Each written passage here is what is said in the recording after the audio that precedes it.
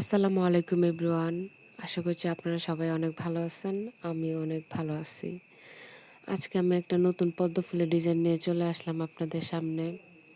এই পদ্ম ফুলের ডিজাইনটা করার আমার অনেক ইচ্ছা ছিল, কিন্তু কখনো তেমনভাবে সাহস করে উঠতে পারি নাই। আর তেমন একটা ভালোও হইতো না। এখনও যে ভালো হয়েছে ওইরকম এটাও আমি বলতেছি না। তারপরেও চেষ্টা করে দেখলাম আজকে যে হয়ে গেছে কোনোরকম।